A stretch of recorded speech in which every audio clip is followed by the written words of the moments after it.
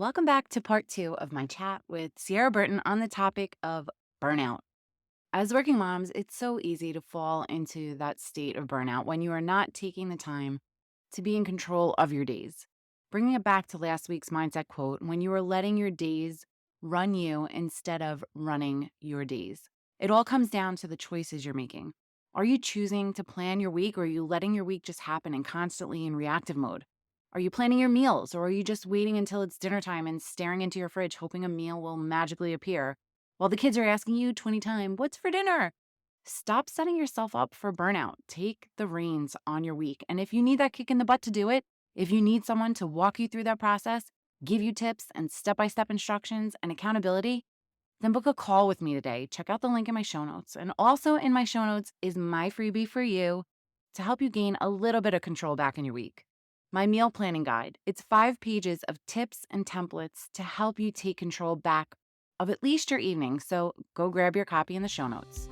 Are you feeling overwhelmed trying to juggle all the many hats you wear as a working mom? Do you want more quality time with your family without distraction of work and time alone to take care of yourself and your needs? Welcome to Mom Wife Career Life. I'm Carrie, a wife, mom of 3, and a recovering perfectionist. In this podcast, I will teach you how to create balance in your life by implementing healthy habits, organizing your home and your schedule, being intentional with your time and in your relationships, and most importantly, how to start putting your needs first, because no one can pour from an empty cup. Grab that second cup of coffee, or if you're anything like me, your third. It's time to dive into today's episode of Mom Wife for Real Life.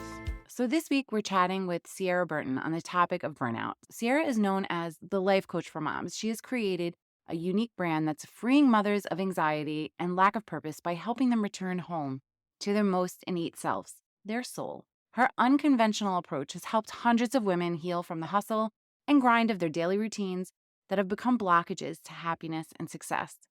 Yesterday, Ciara walked us through what burnout is, how to recognize the signs of it, and we started getting into the idea of feeling free. So let's jump back into where we left off.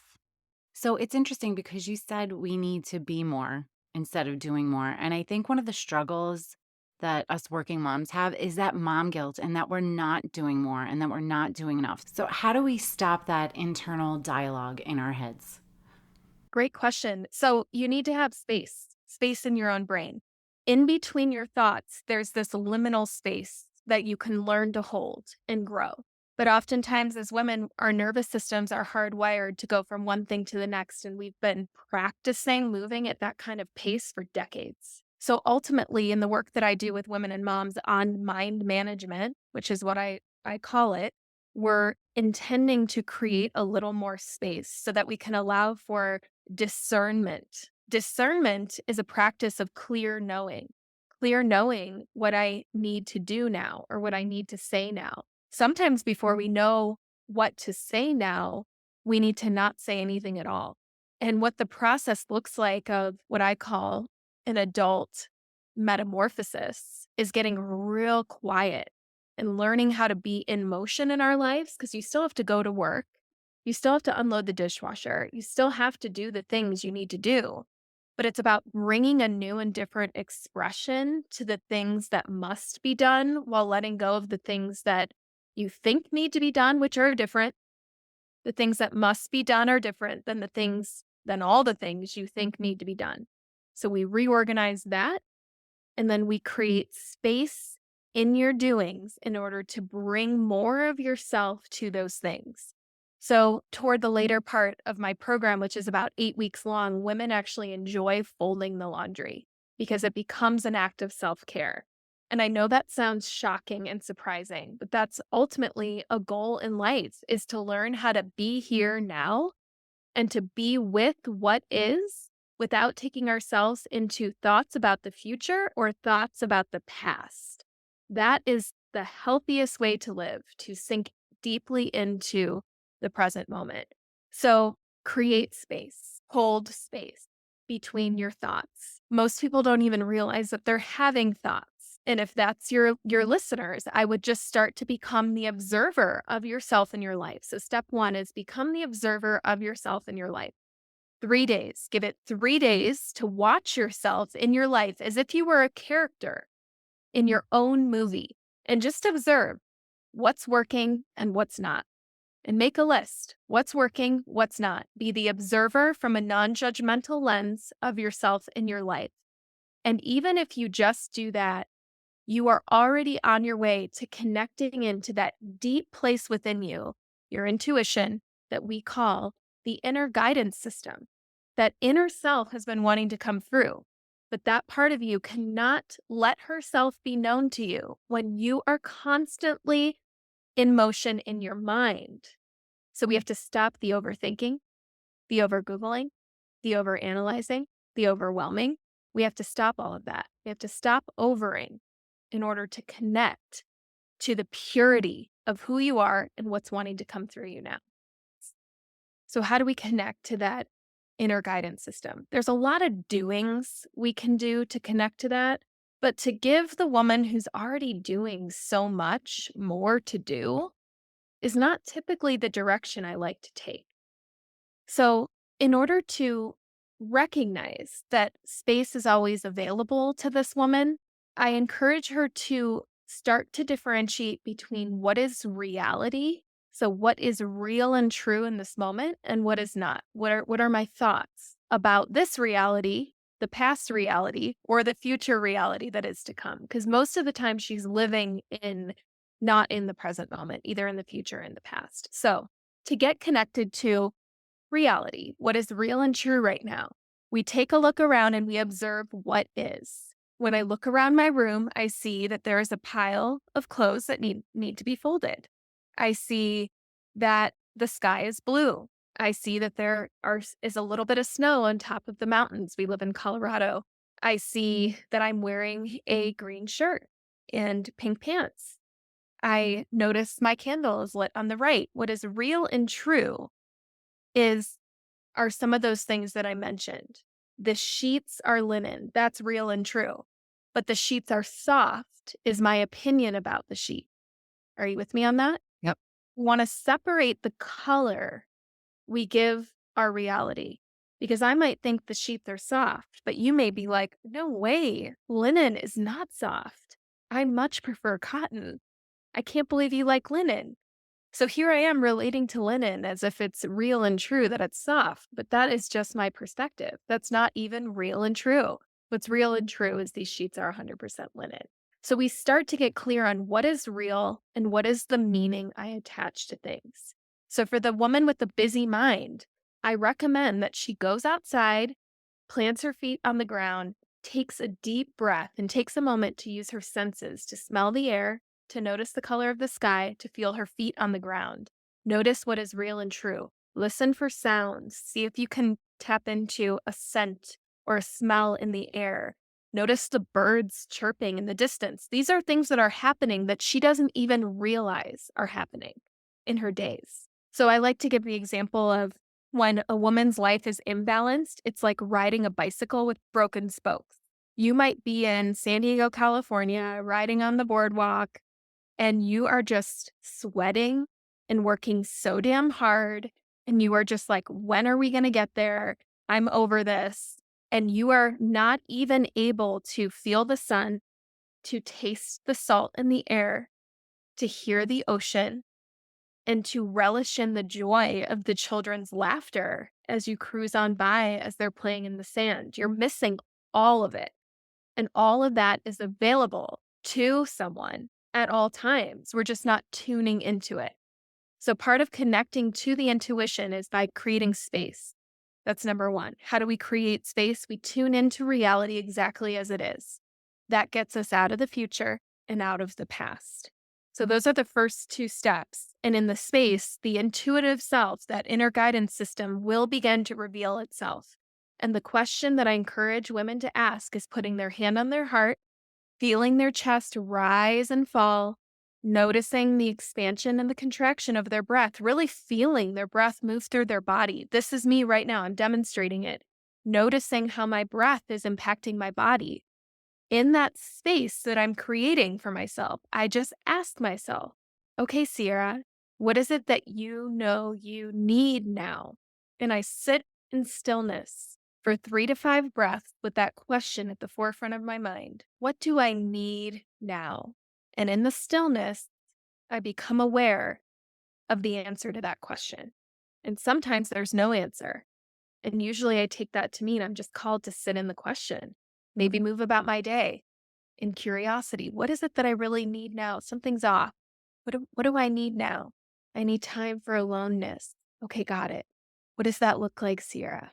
And it used to, when I was in my busy perfectionist identity, it used to look like checking myself into a hotel and taking a full 24 hours. And by the way, I used to do that when my kids were young.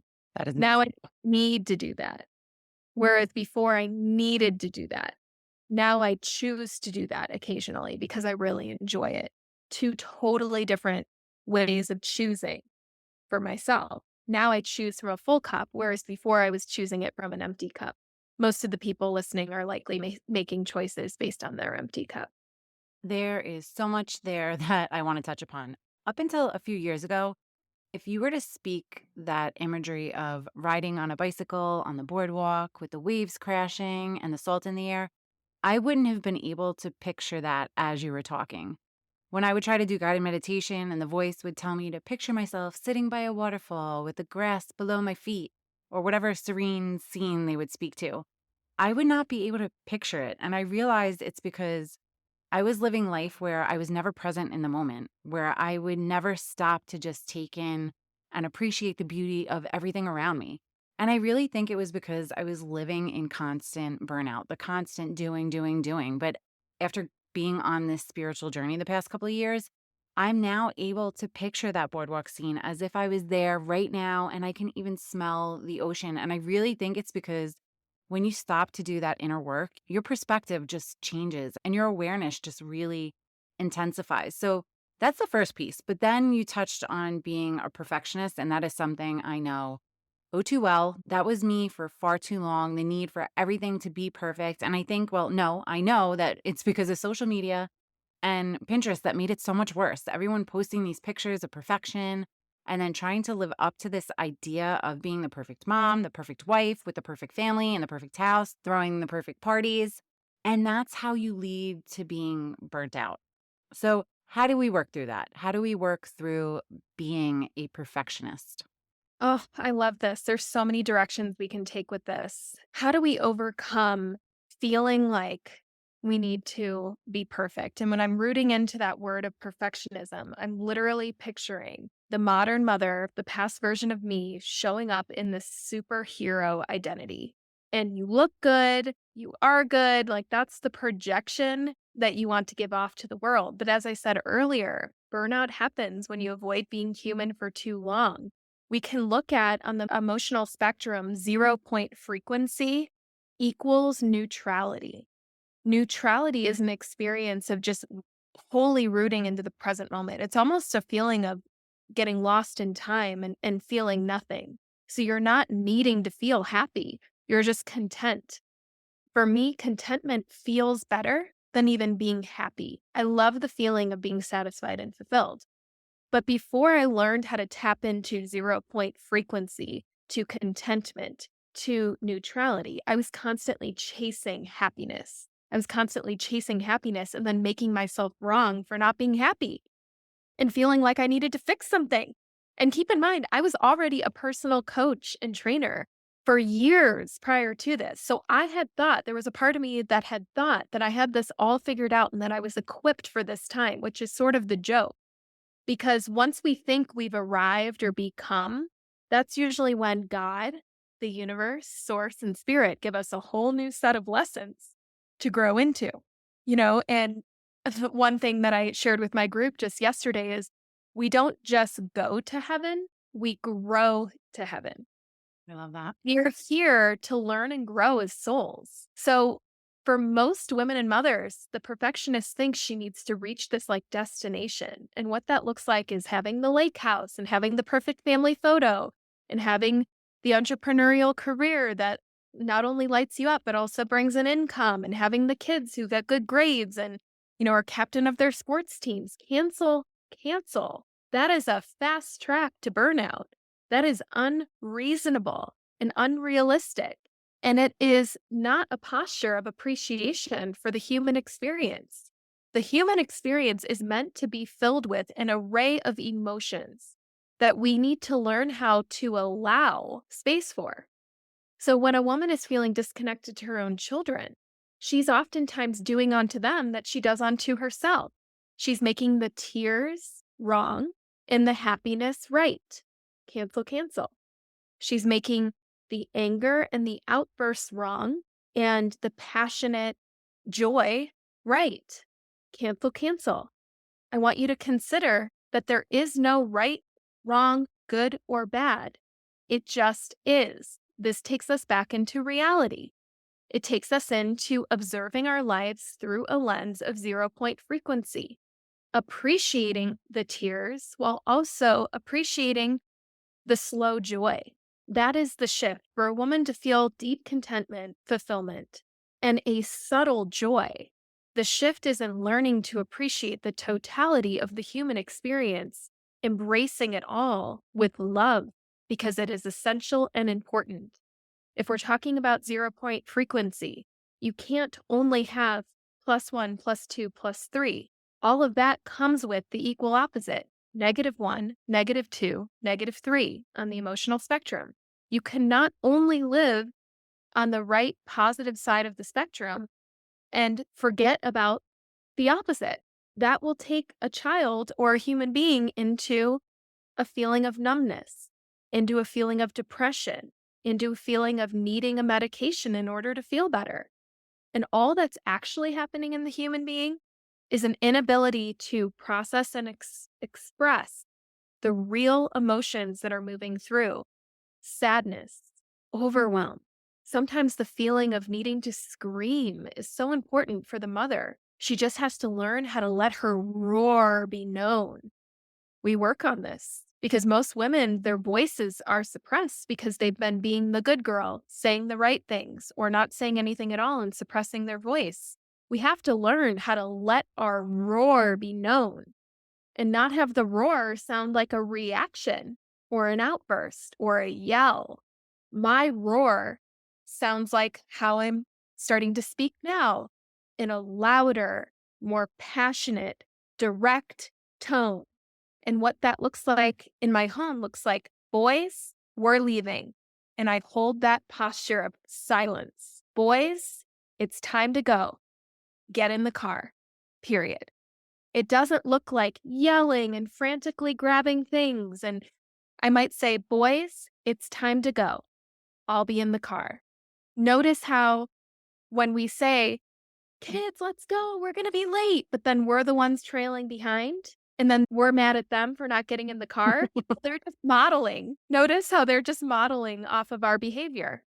If we're the last ones in the car, how do we expect them to be the first ones in the car? They're literally learning based on our demonstration of behavior. So if you want to teach your kids to actually get out the door when you say it's time to leave, you leave. You leave on time. And that means getting in the car. I have had one moment where I've said, we are leaving at 7:30. I will be in the car. And I got in the car and I just sat there and waited. And guess what? Like little ducklings, they follow. They come. They get their shoes. They do all of that. And then over time, you train them to know what it's like to be on time because you are on time. So part of overcoming the perfectionist identity is by actually allowing for imperfection, learning how to use your voice, and then demonstrating what I like to call a noble path forward, where you actually align your actions to the words that you are saying, and you become a demonstration in your home for goodness. So rather than yelling and reacting and blaming and shaming and making wrong, you stand firm in what's most important to you, and you learn how to communicate and make requests based on that. And then you act accordingly. That means your boat will be rocked still. We're human beings. We're in relationship with a lot of people right now, especially as mothers. But learning to temper your reaction and ask yourself, hey, Ciara, what's really going on here? What's really rattling you up right now? I'm not feeling heard. Okay, that's valid, right? This example right here is me having a dialogue with my higher self, with my intuition, and recognizing by taking full responsibility that it's actually not the kids. I'm just sick and tired of being late. And I know for me, I need to get in the car at 7:30 because that's what I said I'm going to do. With me on that? Yep. The more you align to your inner devotion, which come from a deep place within you, and the more you act in alignment with those things, the more happy you will feel, the more confident you will feel about how you're showing up in your life for your kids, for your partner, within your job. We have to slow the rhythms down. The rhythms are way too fast if you're overanalyzing, overthinking, over Googling, over complaining, over gossiping, overwhelming yourself. Cancel, cancel. Going back to the beginning, it's all about learning how to find that liminal space, that space between thought to check in with your heart, with yourself. What is it that I know I need to do now? 5 breaths. I love that. And I love that you touched on parenting because I know myself, I've really made a conscious effort to be calm when it comes with my children the past couple of years. I really try not to yell by all means. Like sometimes they just drive me to the point where the yell comes out. But Mhm. I've learned, especially as my girls become teenagers, to just meet them with compassion, to speak in a tone that is authoritative, but with love, and that you get a better reaction. You get a more positive outcome.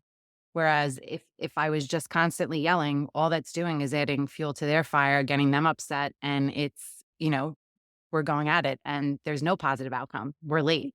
They're going to Yep. school angry. They're going to school upset. And then they're just starting their day with such a negative tone. And I make it a point, especially when I'm bringing them to school. It is my non negotiable every day that I am the one to bring them to school, that I make sure that they're leaving my presence on a positive note, feeling loved, feeling that they can enter the school with just confidence that they are loved. So I love that you touched on that. Yeah, I'd love to say just one more thing about that, if that's okay. Absolutely. I love that that's your devotion because I really think when it comes to legacy, like what is the legacy we want to leave behind for our children? It's all about how we're showing up for them and the energy that we carry as we show up for them. So if you have found that, hey, it's not working for us to have these days and these moments, like my heart is sad dropping my kids off to school when we're feeling disconnected. I really relate to that. And as a leader, you have said, no more, we've got to do this differently. And you've reoriented yourself to get a different result. That's what it's like to step into leadership as a woman and mother. Who you're being in a space will shift the results and the outcome for everyone you are in touch with in your home. And that's a big responsibility when you take a step back and you realize how much you influence everyone in the home. And that's why I recommend for all mothers, I really feel strongly that a morning routine is so important to be the first one up in the home and to take some time to nourish yourself spiritually, whatever that looks like for you. That might be reading a book, it might be reading the Bible, it might be journaling, it might be sipping your coffee with your favorite creamer in silence and just witnessing yourself breathe as you turn on the fireplace in a dark room in a quiet house. I mean, this is self care. Can you feel it when I describe it? That is my morning, every morning except the fireplace, which I wish I had. Okay. But the coffee, the journaling, the quiet space, the cup of coffee, it is my morning routine, and I say it all the time. It is what starts my day on the right foot. When I wasn't doing a morning routine and I was getting up at the same time as the kids, it was stressful and I hated it. And it was just such a bad energy to start the day off with. So completely resonates. This is a great place for us to hit that pause button. Make sure you come back tomorrow to hear our final part of our interview with Ciara, where she shares the perfect way to say no. Sending you so much love and light until next time on Mom Wife Career Life with Carrie Pat. Before you go, if you found this podcast helpful, I would be so grateful if you would take a minute, go on over to iTunes, and leave me a review. If you have other stressed out mamas in your life that you feel this podcast could help, take a screenshot of this episode, post it in your Instagram stories, and tag me and let them know that they are not alone and they can create balance in their life too. If there's a topic you'd like me to cover or you just want to connect, DM me on Instagram at mom.wife.career.life or come on over and hang out with us in our Facebook community. Sending you so much love and light until next time. on Mom Wife Career Life with Carrie Pat.